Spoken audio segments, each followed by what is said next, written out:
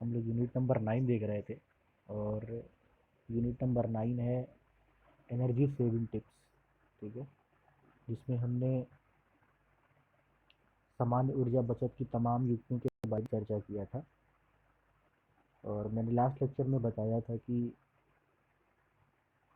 क्या आवश्यकता है एनर्जी सेविंग टिप्स की, इसके हमें क्या क्या लाभ हैं और किस प्रकार से ये हमारे आने वाले भविष्य को सुरक्षित रखने में कारगर होगा।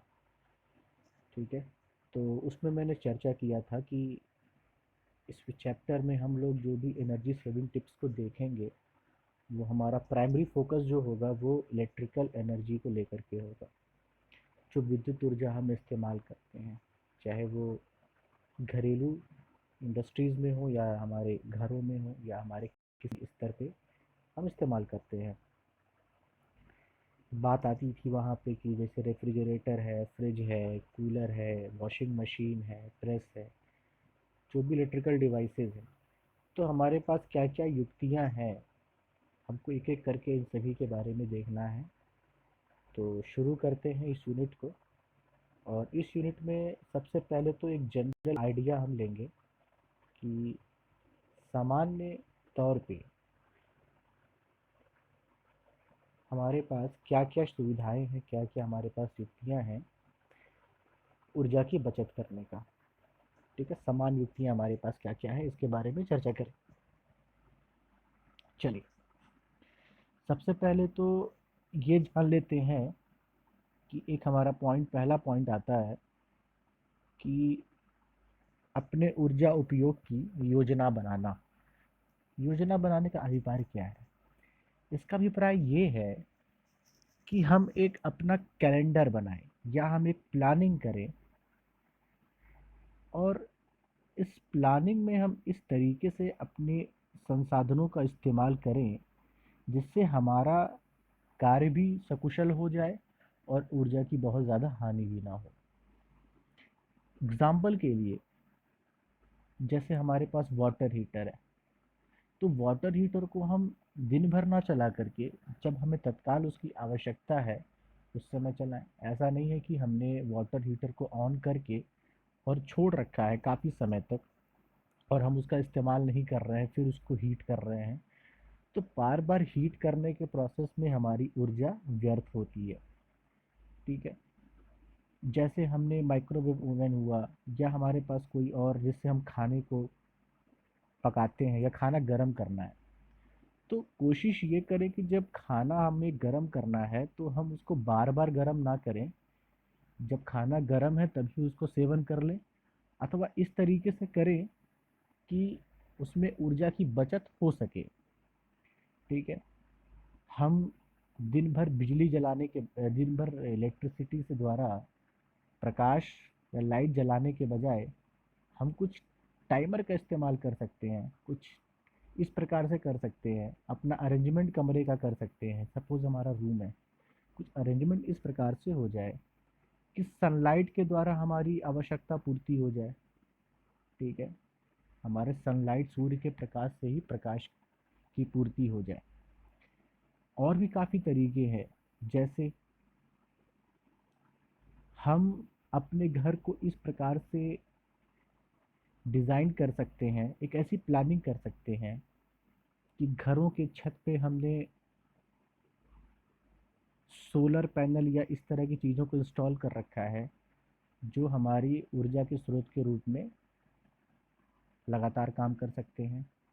यहाँ तक कि हम क्रॉस वेंटिलेशन के द्वारा अपनी निर्भरता एसी या कूलर या फैन पे भी हम कम कर सकते हैं। तो कुल मिलाकर के हमको अपनी योजना को तैयार करनी पड़ेगी।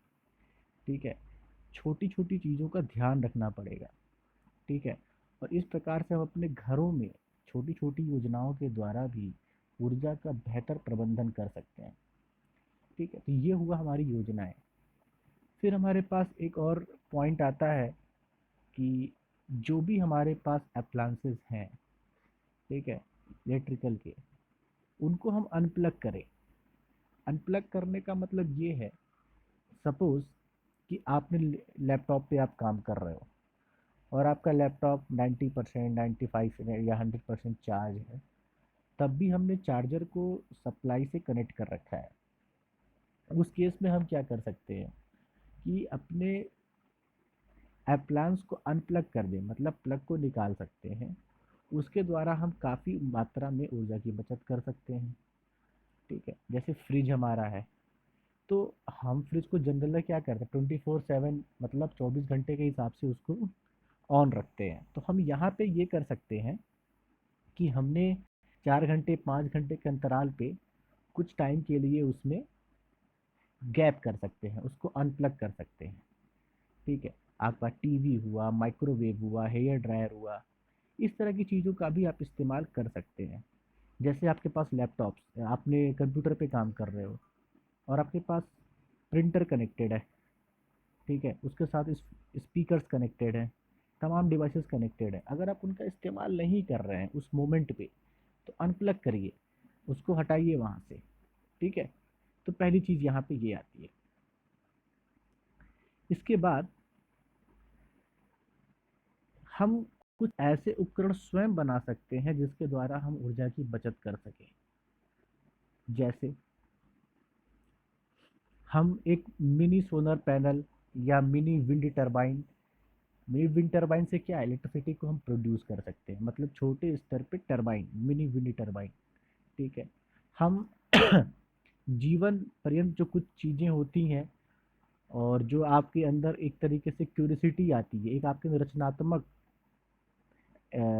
रचनात्मकता आती है, जिसके द्वारा हम कुछ छोटे छोटे मॉडल्स बना सकते हैं। जैसे आपने स्कूल कॉलेज के स्कूल के डेज में बनाया भी कुछ होगा इस तरह की चीज़ों को, तो आप वहाँ पे भी कुछ चीज़ों को बना सकते हैं, कुछ कर सकते हैं।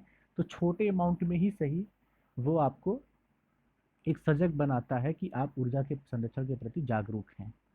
ठीक है, ऐसे जहाँ तक हो सके बिजली के उपकरणों के उपयोग से बचें। फॉर एग्ज़ाम्पल कि जैसे हम वॉशिंग मशीन में जब कपड़े को धुलते हैं, उसे सुखाने के लिए हम ड्रायर को इस्तेमाल करते हैं। ड्रायर क्या करता है, उस कपड़े को सुखा देता है। तो क्यों ना हम धूप के द्वारा हम कपड़े को सुखाएं। फॉर एग्ज़ाम्पल हम बर्तन को जब साफ़ करते हैं, जूठे बर्तनों को, तो हम मशीन में जब उसको साफ़ करते हैं तो काफ़ी पानी वहाँ से हमें, या काफ़ी वाटर या काफ़ी चीज़ों को इस्तेमाल करना पड़ता है। तो क्यों ना हम अगर उसको हाथों से सफाई करें, तो कम अमाउंट में भी हमारी चीज़ें हो सकती हैं, कम वाटर में भी हमारा काम हो सकता है। ठीक है, ठीक है, जैसे बालों को सुखाना है, कभी कभी हेयर ड्रायर का इस्तेमाल कर लेते हैं, तो कोई आवश्यकता नहीं है, हम चाहे तो धूप में भी उस चीज़ को कर सकते हैं। तो जितना हो सके हमको बिजली के उपकरणों से इस्तेमाल करने से बचें, तो इसके द्वारा भी हम ऊर्जा का संरक्षण कर सकते हैं। ठीक है,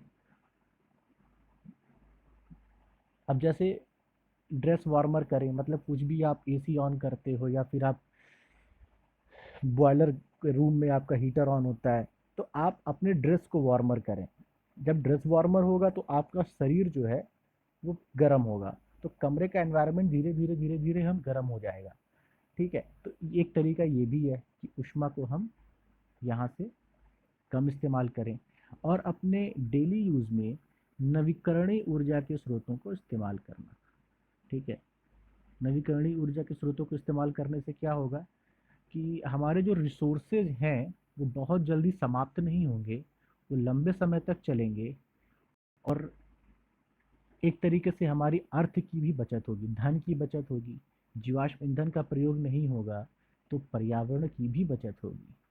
ठीक है, तो तमाम तरह की चीज़ें हैं, बेसिक बेसिक चीज़ें हैं।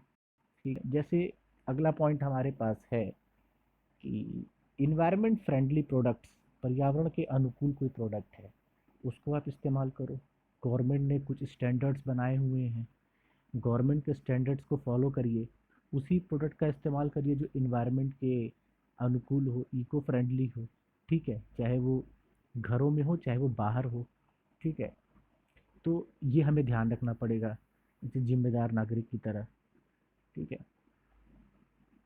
तो इस तरह की तमाम छोटी छोटी चीज़ें हैं जिसके द्वारा आप अपने डेली लाइफ में ऊर्जा की जो हमारी क्राइसिस है उसको हम कुछ हद तक दूर कर सकते हैं और काफ़ी अमाउंट में ऊर्जा की बचत कर सकते हैं। ठीक है। तो ये जो भी चीज़ें हमने देखा, इसमें खास बात यही था कि ऊर्जा की बचत की जो जनरल हमारे पास युक्तियां हैं वो ये हैं। इसके बाद हम देखेंगे एक एक करके हमारे पास क्या क्या चीज़ें हैं, हम उनको इस्तेमाल करें। जैसे हम एयर कंडीशनर के बारे में बात करेंगे, फ्रिज के बारे में बात करेंगे, ठीक है, टेलीविज़न कंप्यूटर्स के बारे में बात करेंगे कि कैसे हम बचत के टिप्स को वहाँ इस्तेमाल कर सकते हैं। ठीक है, चलिए, थैंक यू।